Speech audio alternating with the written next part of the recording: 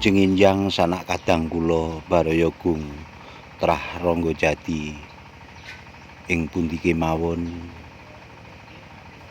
kula ambali malih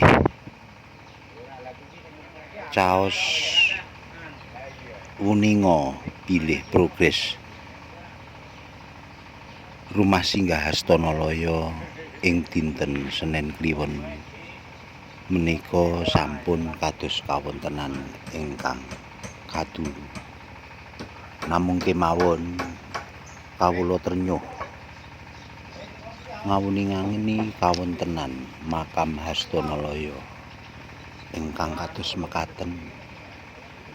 Mugi-mugi kanggene kula pribadi saha sanak kadang sedaya menika pinangka pepiling bilih panjenengan dalasan kula sedaya kemawon mboten bakalan saged selak saged nolak mbuh bilih mangke dumugi titi wancinipun badhe mapan wonten mriki utawi papan sanes ingkang dipun tentokaken dening keluarga ingkang taksih waras.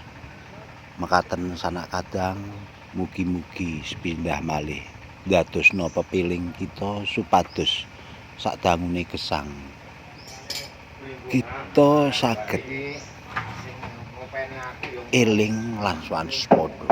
Mekaten kabar saking Hastanalaya nyamplung saking kula Den Ronggo Sinar Pantura TV Lugas Twin Berimbang matur nuwun.